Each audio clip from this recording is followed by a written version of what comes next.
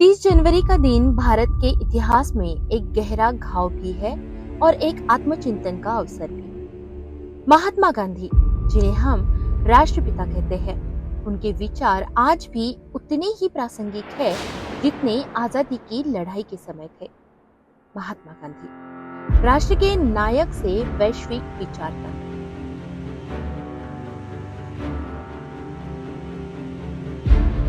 गांधी का जन्म भारत के लिए संजीवनी, जब भारत औपनिवेशिक दासता की बेड़ियों में जकड़ा हुआ था और निराशा के दौर में था, तब गांधी का आगमन एक संजीवनी की तरह था। उन्होंने दक्षिण अफ्रीका के अपने प्रयोगों को भारत की धरती पर उतारा और आम आदमी को आजादी के आंदोलन का मुख्य हिस्सा बनाया। अहिंसा के पुजारी और सशक्त नेतृत्व। महात्मा गांधी ने दुनिया को दिखाया कि अहिंसा कायरता नहीं बल्कि सबसे बड़ा साहस है। उन्होंने लाठी डंडों के बजाय सत्य और अहिंसा को हथियार बनाया। एक गुजराती वकील से महात्मा बनने का उनका सफर चंपारण, खेड़ा और दांडी यात्रा के जरिए पूरे देश को एक सूत्र में पिरोने की कहानी है।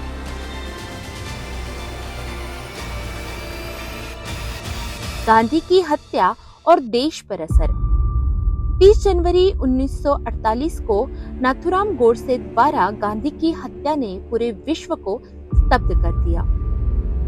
तत्काल असर। देश में शोक की लहर दौड़ गई। तत्कालीन प्रधानमंत्री नेहरू ने कहा था, हमारे जीवन से रोशनी चली गई है। दूरगामी असर। इस घटना ने सांप्रदायिक दंगों की आग को ठंडा कर दिया, क्योंकि लोग गांधी के बलिदान से शर्मिंदा और व्यथित थे। देश विदेश में महत्व। महात्मा गांधी केवल भारत के नहीं थे।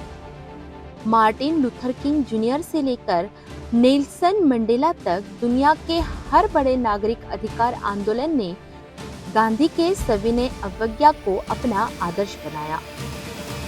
भारत छोड़ो आंदोलन 1942, करो या मरो का संकल्प। जब देश के कई नेता गिरफ्तारी के डर से हिचकिचा रहे थे, तब पटेल गांधी जी के सबसे बड़े स्तंभ बने। भूमिका।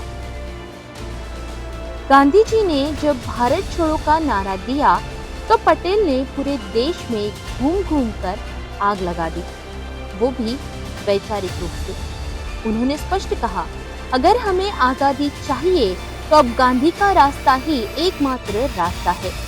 दोनों को एक साथ गिरफ्तार किया गया और अहमदनगर किले में रखा गया। वर्तमान का दौर।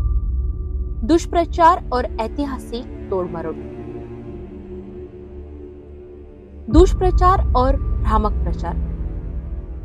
आज के डिजिटल युग में गांधी और सरदार पटेल के बीच मतभेदों को बढ़ा चढ़ाकर पेश किया जाता है। आज के दौर में कुछ लोग राजनीतिक लाभ के लिए गांधी और पटेल को एक दूसरे के प्रतिद्वंदी के रूप में पेश करते हैं। यह समाज में विभाजन पैदा करने और युवाओं को भ्रमित करने का एक तरीका है।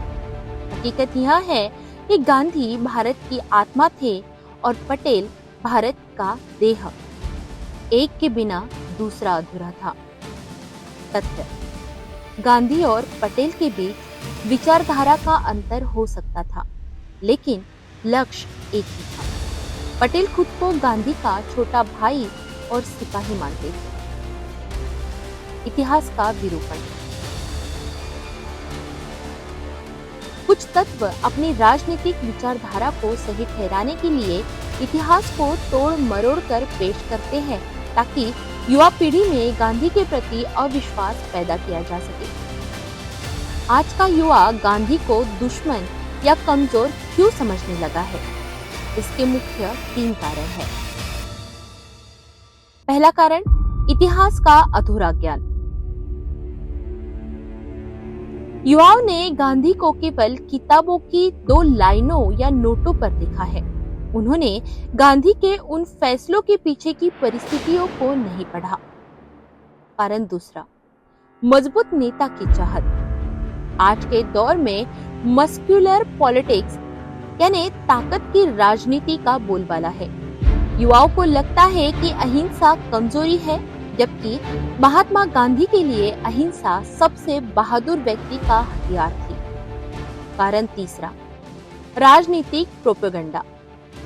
राजनीतिक दलों ने अपनी सुविधा के लिए गांधी को एक पक्ष बना दिया है, जिससे निष्पक्ष युवा भी भ्रमित हो जाता है।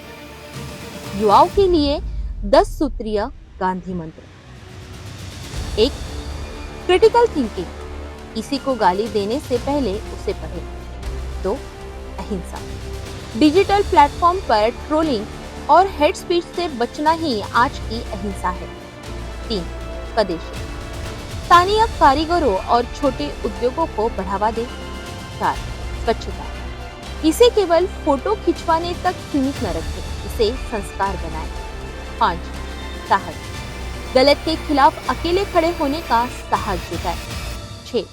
समानता, जाति और धर्म के भेदभाव से ऊपर उठकर सोचें। 7. अनुशासन, गांधी की तरह अपने समय और दिनचर्या के पक्के बने। 8. सत्य, अपनी गलतियों को स्वीकार करना सीखें। 9. संसाधनों का सम्मान, पर्यावरण को बचाना ही भविष्य की देशभक्ति है। 10. सम्मान, नफरत का जवाब नफरत से नहीं, तर्क और प्रेम से दे। कवि कुमार विश्वास के नजरिए से गांधी का योगदान। प्रसिद्ध कवि कुमार विश्वास अक्सर अपने व्याख्यानों में कहते हैं कि गांधी को गाली देना आज फैशन हो गया है, लेकिन गांधी वह व्यक्ति थे जिन्होंने दुनिया की सबसे बड़ी ताकत ब्रिटिश साम्राज्य को घुटने पर ला दिया। उनके अनुसार गांधी एक विचार है जिसे गोली से नहीं मारा जा सकता। व्हाट्सएप पे कचरा के उतरता है, उसे इतिहास मान के प्रारंभ हो जाता है। हाय गांधी को गाली देते हैं वो जिनके खुद के पता नहीं कि क्या क्या किए हैं। हाय और जिन्होंने हाथ बांधे हो, जो जवान लड़के सोचते हो कि मैं सही नहीं बोल रहा हूं। आजादी का जो 75वां साल लिख रहा है ना, अमृत महोत्सव, इसमें बता रहा हूं गांधी का कलेजा नापा नहीं जाता, महसूस किया जाता है कि गांधी का कलेजा कैसे होता है। क्या कहने। आप बताते हैं कि गांधी कौन है? इतिहास की किताब पढ़ी है? ये व्हाट्सएप पे सुबह सुबह जो तुम्हें एजेंडा भेजा जाता है ना, जिसे तुम पोटी करते समय पढ़ते हो, उसी लायक ही है वो, क्योंकि उन्होंने भी व्हाट्सएप पे पोटी करी है जो उन्होंने भेजी है आपको। अच्छी बात। 1932 में पत्रकार लिखे और इस बात को फेसबुक पे लिखना। गांधी ने डरे हुए भारतीयों को खड़ा होना सिखाया। यदि गांधी ना होते तो भारत का लोकतंत्र इतना मजबूत नहीं होता। गांधी को मारना आसान है, गांधीवाद को नहीं, क्योंकि गांधीवाद कोई किताब नहीं बल्कि जीने का एक तरीका है। निष्कर्ष, गांधी की पुण्यतिथि पर उन्हें श्रद्धांजलि देना तब तक दिखावा है जब तक हम उनके सत्य के मार्ग को नहीं अपनाते। इतिहास को तोड़ना मरोड़ना आसान है, लेकिन महात्मा गांधी जैसे तपस्या करना असंभव है।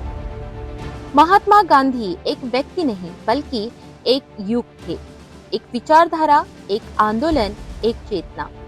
इसलिए आज भी भारत को गांधी के नाम से जाना जाता है और आने वाले युगों तक महात्मा गांधी का नाम मानवता, शांति और सत्य का प्रतीक बना रहेगा।